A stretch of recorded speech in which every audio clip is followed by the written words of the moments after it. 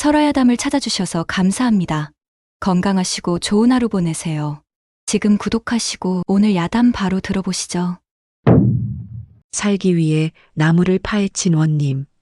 옛날 어떤 외진 산골 고을에는 기이한 일이 벌어지곤 했다. 그 고을 청사에는 항상 신관이 도임하기만 하면 반드시 그날 밤 안으로 죽어버리는 괴이한 일이 있었다. 청사는 오래된 기와집으로 낮에도 음산한 기운이 감돌았고 해질 무렵이면 마을 사람들조차 그 근처를 피해 다녔다. 그래서 그 고을 군수의 직을 원하는 자는 한 사람도 없게 되었다. 조정에서는 하루라도 관장의 자리를 비워둘 수가 없으므로 부득이 지원자를 모집하게 되었다. 그러나 누구든지 생명을 아까워하므로 아무도 지원하는 자는 없었다. 조정 대신들은 골머리를 앓으며 급기야는 상당한 복록과 함께 특별한 포상까지 약속했지만 소용없었다. 그러할 때에 한 사람의 지원자가 나타났다. 그는 호탕한 기질과 불겁의 용담을 가졌으나 인물이 변변하지 못하고 집안도 미천하였으므로 항상 불우한 처지에 있었다. 키는 크고 어깨는 넓었지만 얼굴에는 마마 자국이 있었고 의복도 남루하여 다른 관료들의 시선을 받지 못했다. 그는 그 고을 관청에서 신관이 도임 당일 밤에 항상 죽어버린다는 말을 듣고 그까짓 귀신이 무엇이냐? 대담스럽게 지원한 것이었다.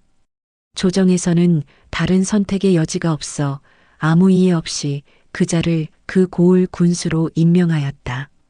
군수로 도임하던 날 늦가을 찬바람이 스산이 불고 구름이 낀 어두운 하늘 아래 그는 고을에 당도했다. 그날 밤 그는 객사에서 혼자 자기로 하였다. 객사는 낡은 한옥으로 마루는 삐걱거리고 창호지는 여기저기 찢어져 바람이 스며들었다. 영리들은 그의 어림없는 행동을 보고 얼굴을 새파랗게 질리며 호위병조를 많이 데리고 자기를 간곡히 충고하였다. 날이 제발 혼자 계시지 마시옵소서. 지금까지 오신 관장님들이 모두 하나 그는 그것을 단호히 거절하고 다만 많은 촛불만을 예비하여 두라고 명령하였다. 그는 방 안 구석구석에 촛불을 빼곡히 밝히고 촛불들이 방 전체를 환하게 비추는 가운데 밤이 깊어가기를 기다렸다. 촛불들의 불꽃이 미풍에 흔들리며 그림자를 벽에 춤추게 했다. 밤중이 되었을 때 갑자기 뼈를 애는 듯한 찬 기운이 방 안에 돌더니 일진광풍이 일어나며 굳게 닫힌 문이 쾅 하고 화다닥 열렸다. 촛불들은 한꺼번에 꺼질락 말락하며 흔들렸고 방 안은 순간 어둠에 휩싸일 뻔했다. 상당히 담대한 그도 잠깐은 온몸에 소름이 돋으며 기절할 뻔하였다. 하나 그는 이를 악물고 다시 정신을 차려서 급히 품에서 주역을 꺼내 읽기 시작하였다. 천행건 군자이자 강불식. 그는 떨리는 목소리를 억지로 가다듬어 높은 소리로 주문을 읽었다. 방은 잠깐 동안 죽음과도 같은 깊은 정적을 계속하였다. 또 조금 있더니 이번에는 한편 방문이 소리 없이 슬그머니 열리면서 뼈를 찌르는 듯한 찬기운과 함께 섬뜩한 존재가 나타났다.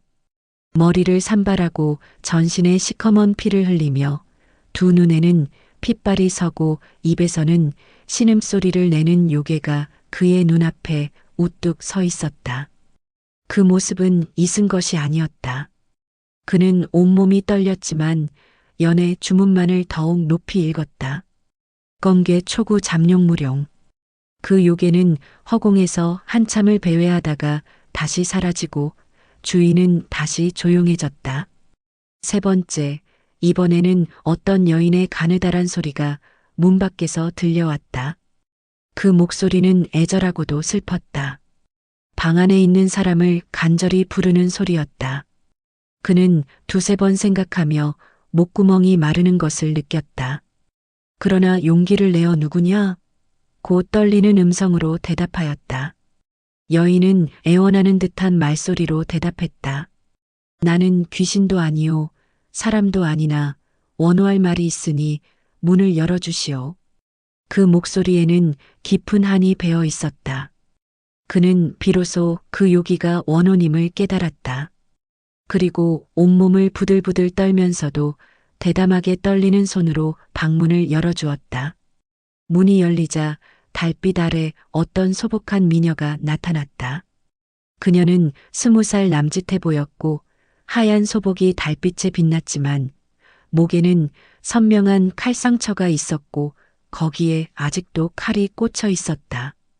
핏자국이 하얀 옷깃을 적시고 있었다. 그녀는 방 안으로 들어와서 무릎을 꿇고 그의 앞에 깍듯이 절하였다.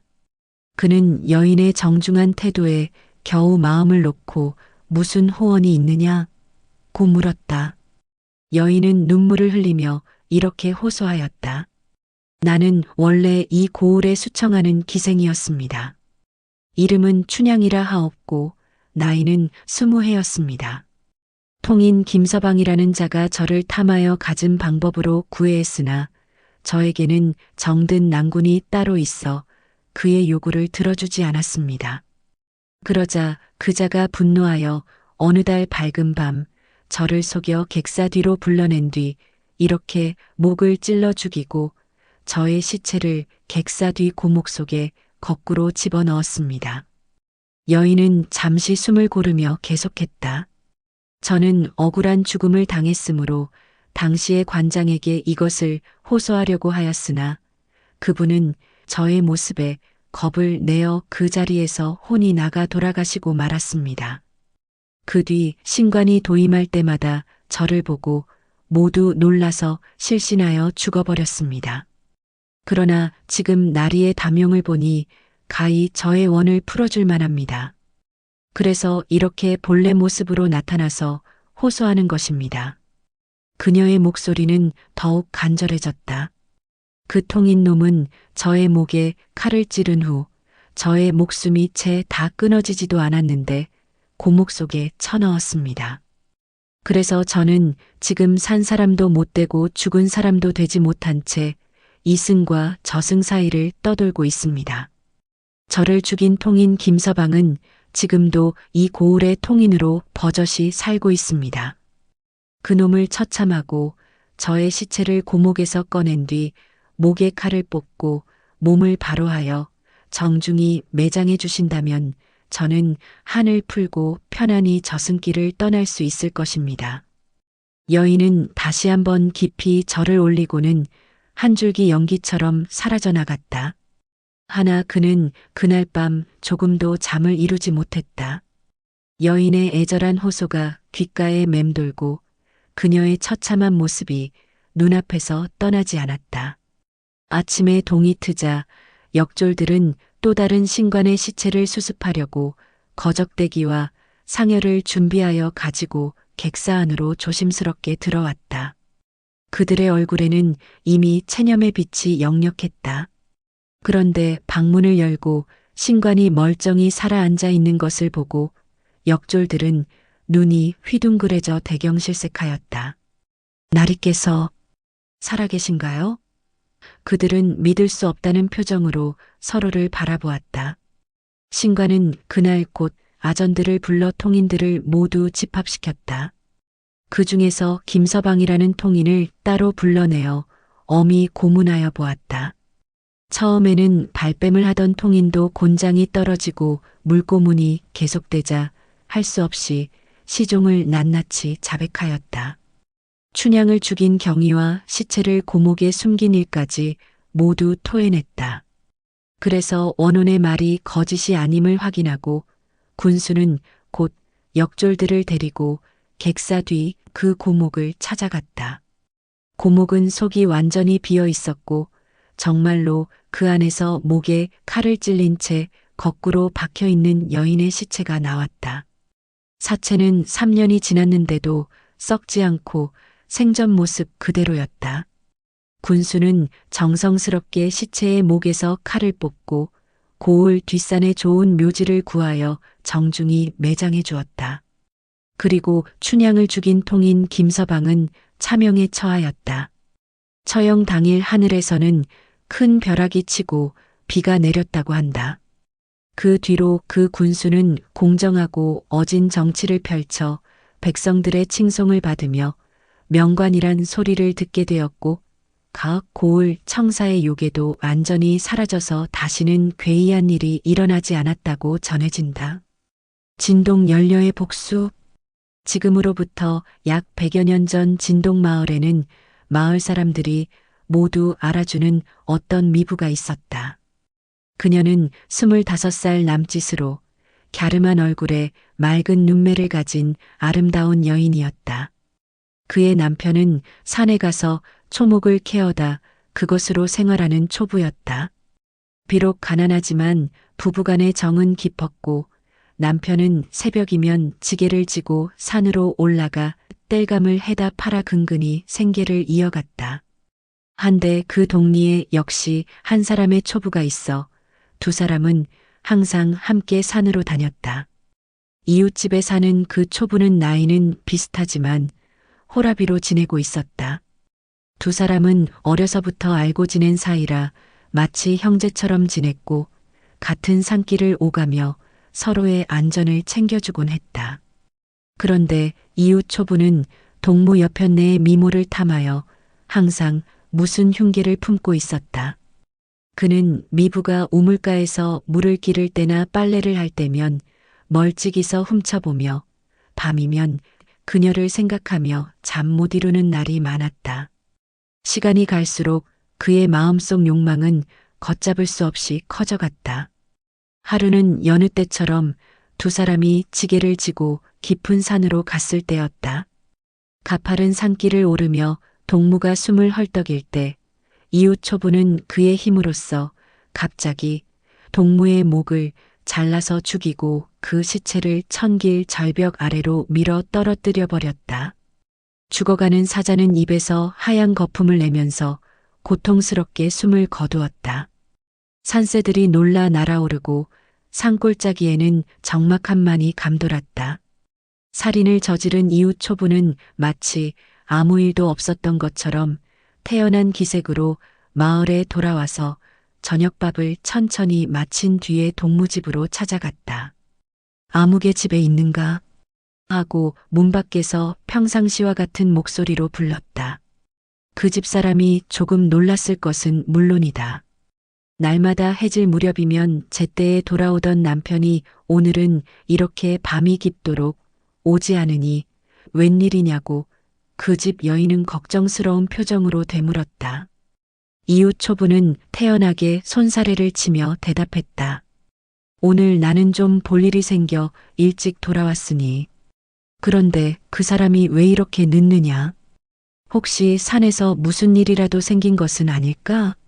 하고 도리어 걱정하는 척했다. 그 뒤로 남편의 소식을 완전히 잃은 미부는 점점 이웃 초부를 의심하게 되었다. 남편이 언제나 함께 다니던 그 사람만 혼자 돌아온 것이 이상했고 그의 태도도 어딘지 부자연스러웠다. 그러나 이웃 초부가 자기 남편을 죽인 확실한 증거를 찾을 수가 없으므로 어떻게 할 도리가 없었다. 한편으로 남편을 잃은 뒤 그 여인의 생계는 참담하여 하루하루 끼니를 잇기조차 어려웠다. 집에는 쌀 한 톨 없었고 장작을 팔 남편도 없어 추운 겨울밤을 맨몸으로 견뎌야 했다. 그런 참담한 모양을 본 이웃 초부는 마치 선량한 이웃인 양날마다 쌀과 반찬거리를 가져다주며 백방으로 그녀를 위로하였다. 그의 친절은 보통 이상의 친절이었다. 마치 죄책감을 덮으려는 듯 지나치게 정성스러웠다. 그렇게 몇 달이 지난 뒤에 이웃 초부는 결국 미부에게 청혼을 하였다. 당신은 혼자서 먹고 살기 어려운 여자의 몸이요. 남편은 아마 산짐승에게 해를 당해 죽은 듯하며 나도 다행히 홀몸으로 있으니 같이 사는 것이 어떠냐? 는 이웃 초부의 말에 여자는 가슴 가운데 무언가 단단한 결심을 하고 고개를 끄덕였다. 그녀의 눈 깊은 곳에는 말할 수 없는 무언가가 어리고 있었다. 그로부터 몇 해가 흘러 두 사람 사이에는 벌써 아들 3형제와 딸 둘이 태어났다. 아이들이 자라고 집안은 화목해 보였다. 그동안 이웃 초부는 원하던 미부를 얻어 만족하였을 것은 물론이요. 여자도 결코 전 남편의 일을 입 밖에 내지 않았다. 마치 모든 것을 잊은 듯 현재의 삶에만 충실했다. 때문에 이웃 초부는 아내를 상당히 믿고 안심하며 지냈다. 어떤 해 장마 때가 되어 처마 끝에서 떨어지는 빗물이 물방울을 지어 바닥에 떨어졌다, 모였다 하는 것을 마루 위에 앉아 가만히 바라보던 이웃 초부는 무언가를 생각하는지 갑자기 허허 하고 의미심장하게 웃었다. 그 웃음소리를 들은 미부는 바느질하던 손을 멈추고 남편의 웃는 까닭을 물었다. 그것은 알아 무얼 하느냐?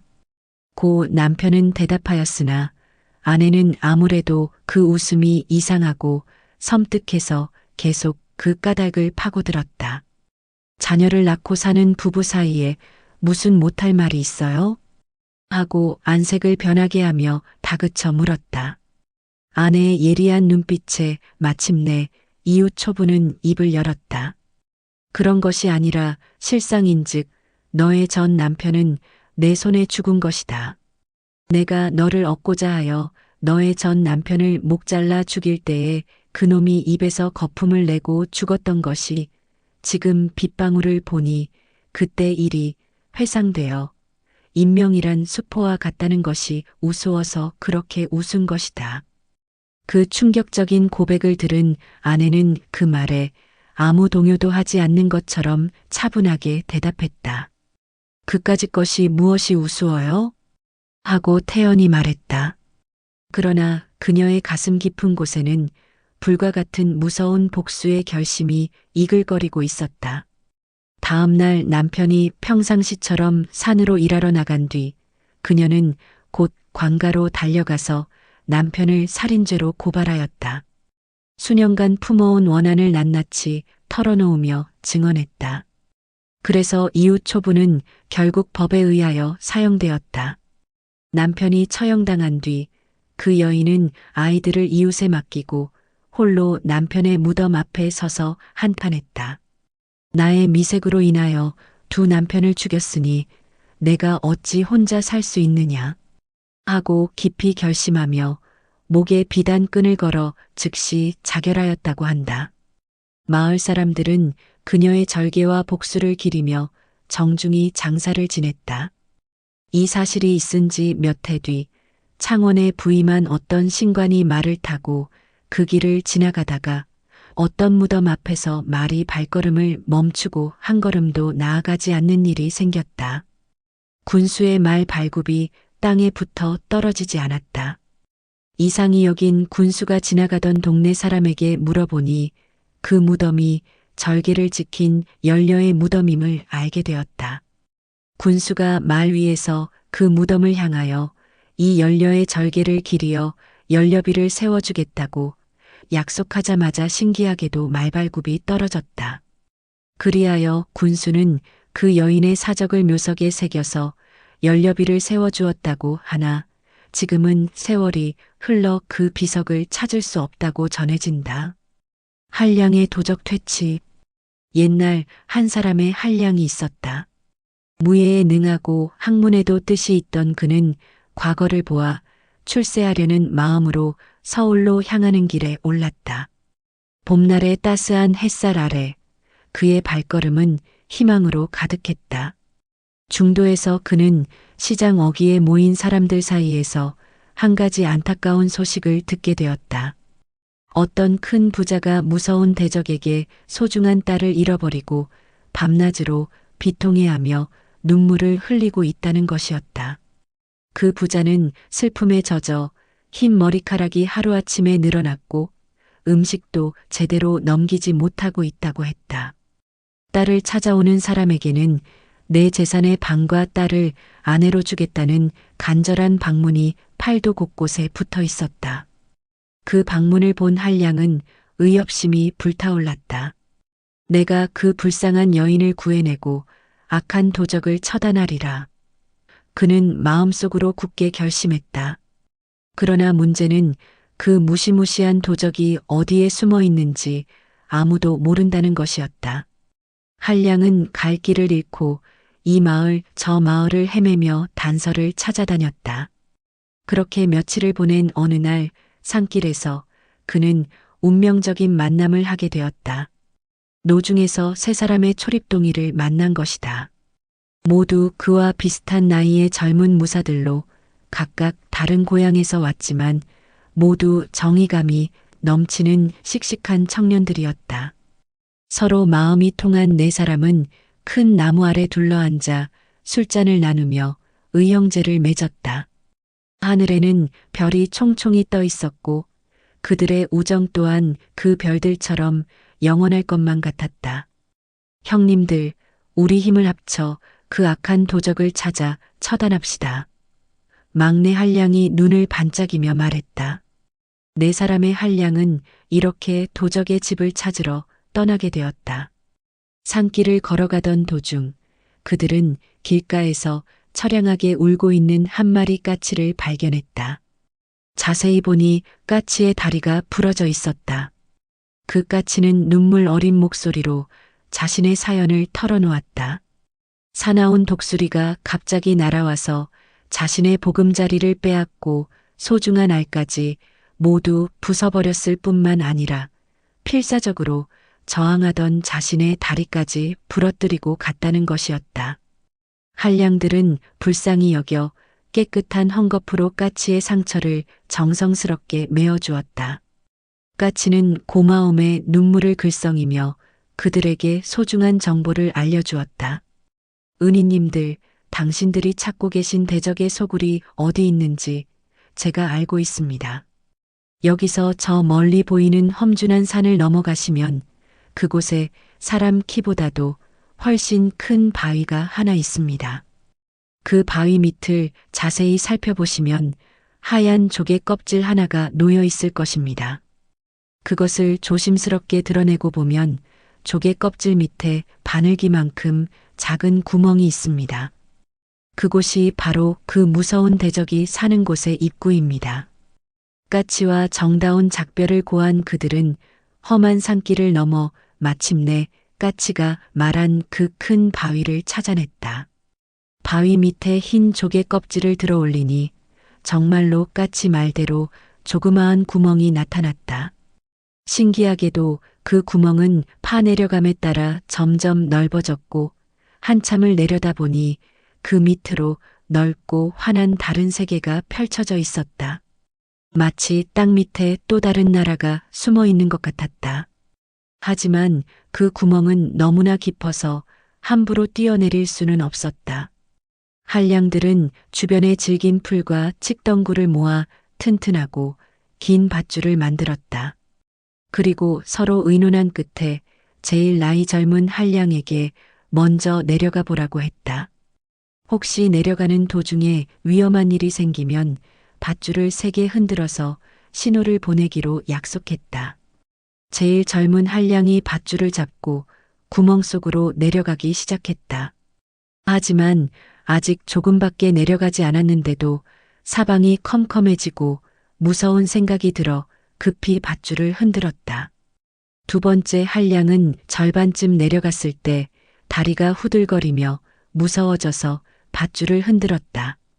세 번째 한량은 용기를 내어 3분의 2쯤까지 내려갔지만 결국 두려움을 이기지 못하고 밧줄을 흔들고 말았다. 마침내 제일 맏형인 한량의 차례가 되었다. 그는 동생들을 내려다보며 단호하게 말했다. 너희들은 아직 나이가 어리고 경험이 부족해서 이런 위험한 일을 감당하기 어렵다. 내가 직접 내려가서 그 악한 도적을 처단하고 돌아올 테니 여기서 끝까지 기다려라. 내가 임무를 마치고 돌아올 때도 이 밧줄을 흔들어 신호를 보낼 테니 그때 재빨리 나를 끌어올려야 한다. 맏형 한량은 용감하게 구멍 끝까지 내려갔다. 그곳에는 정말로 넓고 신기한 지하 세계가 펼쳐져 있었다. 화려하고 웅장한 집들이 즐비하게 늘어서 있었고 마치 지상의 번화한 도시를 그대로 옮겨놓은 것 같았다. 그는 그 나라에서 가장 크고 으리으리한 집이 틀림없이 대적의 거처일 것이라고 짐작하고 그 집 옆에 있는 우물가의 커다란 버드나무 위에 몸을 숨기고 대적의 움직임을 조심스럽게 살폈다. 잠시 후 한 사람의 아름다운 여인이 물을 기르러 우물가로 나왔다. 그녀는 슬픔에 잠긴 얼굴이었지만 여전히 고운 자태를 잃지 않은 채 물동이에 가득 물을 길어 올렸다. 바로 그때 한량은 버드나무 잎사귀 한 줌을 훑어내려 물동이 위에 살포시 뿌렸다.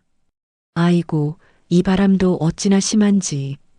여인은 짜증스럽게 중얼거리며 더러워진 물을 모두 버리고 다시 깨끗한 물을 길었다. 그녀가 다시 물동이를 들어 올리려 할 때 한량은 또다시 버들잎을 흩뿌렸다. 이 바람도 참 얄밉구나. 여인이 다시 물을 갈아 담았다. 세 번째에 이르러서야 여인은 고개를 들어 나무 위를 의심스럽게 쳐다보았다. 그리고 거기서 이 세상 사람이 아닌 것 같은 낯선 남자를 발견하고는 깜짝 놀라며 물었다. 당신은 어떻게 해서 이런 곳에 들어오게 되었습니까? 한량이 자신이 여기 온 이유와 사연을 자세히 설명하자 여인은 더욱 놀라면서도 반가워하며 말했다. 당신이 찾고 계신 사람이 바로 저입니다. 하지만 그 대적은 무시무시한 괴력을 가진 장수라서 보통 사람으로는 도저히 당해낼 수 없습니다. 하지만 일단 저를 따라오세요. 여인은 한량을 컴컴한 도장 안으로 데려가 숨겨주고 어디선가 사람도 겨우 들 수 있을 만큼 무거운 커다란 철판을 가져와서 그 앞에 놓으며 말했다. 당신의 힘이 얼마나 되는지 이것을 한번 들어보세요. 한량은 온 힘을 다해서 겨우겨우 그 철판을 들어 올렸다. 여인이 안타깝게 고개를 저으며 말했다. 그 정도 힘으로는 도저히 그 무서운 대적을 상대할 수 없습니다. 그렇게 말한 여인은 매일같이 도적의 집에 비밀리 보관되어 있던 귀한 동삼수를 몇 병씩 몰래 가져다 주었다.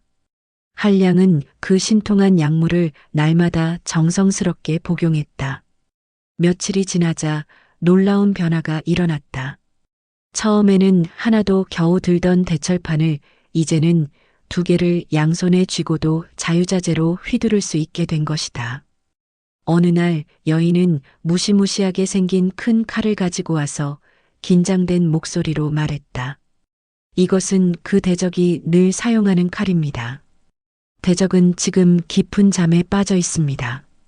그 괴물은 참으로 신기한 습성이 있어서 한번 잠들기 시작하면 3달 열흘 동안 계속 자고 도적질을 시작하면 역시 3달 열흘 동안 쉬지 않고 하며 음식을 먹을 때도 3달 열흘 동안 계속 먹어댑니다. 지금은 잠들기 시작한 지 정확히 열흘이 되었으니 아직 한참 더 잘 것입니다. 지금이 바로 기회입니다.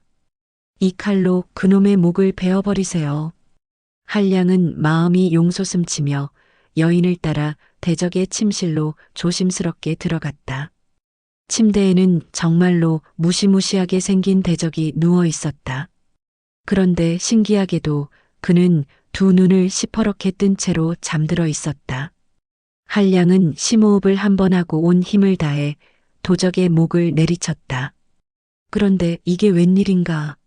베어진 목이 퉁퉁 뛰어올라 천장에 붙었다가 다시 떨어져서 원래 목에 붙으려고 하는 것이었다. 여인은 이미 이런 일을 예상하고 있었던 듯 재빨리 미리 준비해둔 매운제를 끊어진 목의 절단 부분에 힘껏 뿌렸다. 그러자 목은 다시 붙지 못하고 대적은 마침내 완전히 죽어버렸다.